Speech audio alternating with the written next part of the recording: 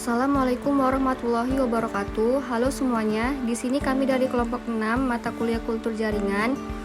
Pada video kali ini kami akan menampilkan video project based learning dengan mereview jurnal yang berjudul Induksi dan Multiplikasi Tunas Jarak Pagar Jatro Pacur Cas L secara in vitro dari Jurnal Agron Indonesia nomor 37 halaman 78 sampai 85 tahun 2009.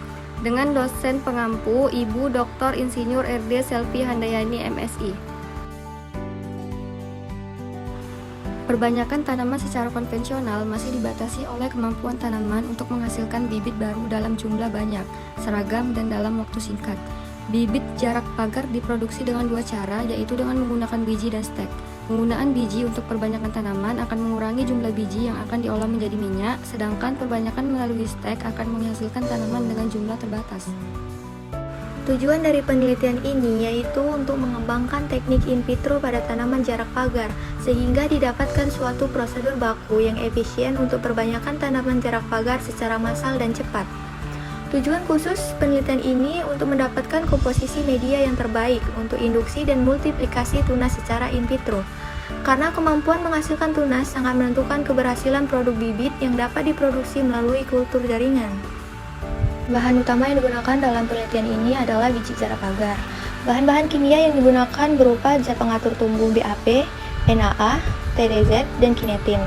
Media dasar yaitu WPM, media MS, dan media DKW. Media agar sebagai pemadat, AgNO3, desinfektan, NaCl, dan akuari steril.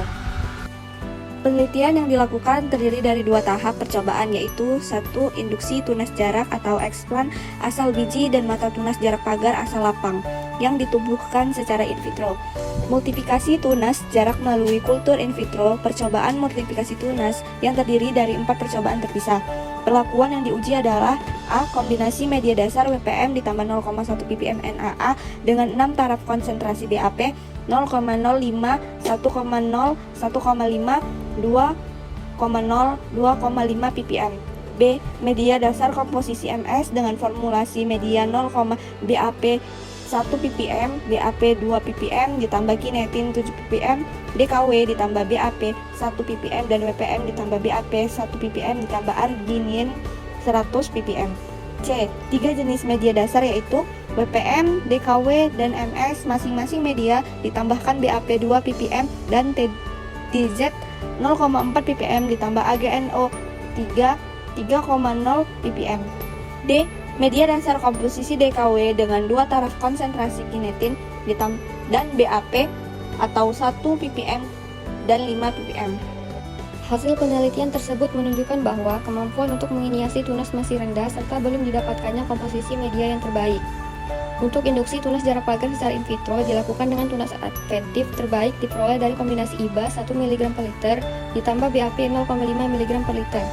Regenerasi tunas adventif yang paling efisien adalah dengan kombinasi BA 8,9 sampai 44,4 mikrometer ditambah IBA 4,9 mikrometer.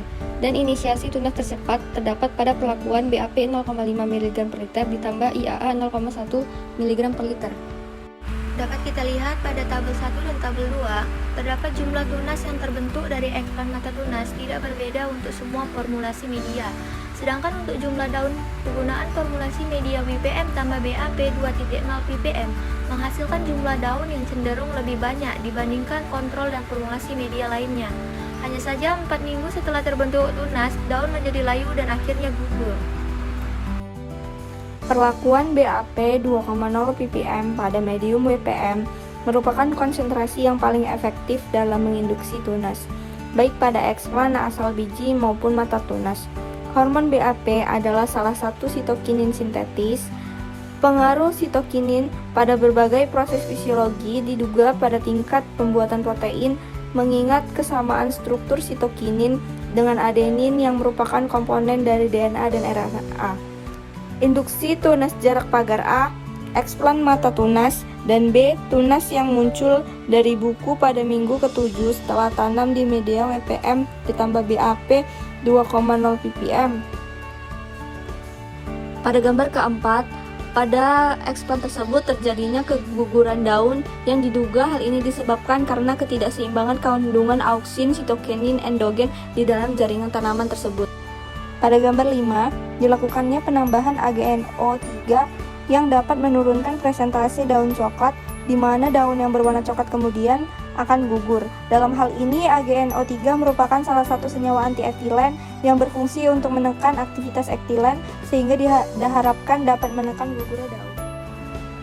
Pada gambar 5 memperlihatkan bahwa penambahan kinetin 5 ppm menghasilkan tinggi tunas lebih besar dibandingkan kinetin 1 ppm dan BAP 1 ppm dan 5 ppm, di mana kinetin merupakan salah satu zat pengatur tumbuh yang termasuk dalam golongan sitokenin dan merupakan turunan dari basa adenin yang berfungsi antara lain mendorong pembelahan dan pemanjangan sel. Jadi kesimpulannya, pada 2 percobaan induksi tunas dan 4 percobaan multiplikasi tunas memberikan nilai rata-rata yang tidak berbeda nyata satu sama lainnya. Formulasi media WPM tambah BAP 2.0 ppm dapat menginduksi tunas dan jumlah daun lebih banyak pada eklan biji dan mata tunas jarak pagar. Penggunaan media dasar DKW tambah BAP 2.0 ppm ditambah TDZ 0.4 ppm ditambah AGN 0.3.0 ppm lebih efektif menginduksi multiplikasi tunas dan menurunkan persentase daun layu. Untuk perpanjangan tunas jarak pagar, media terbaik adalah DKW ditambah kinetin 5 ppm.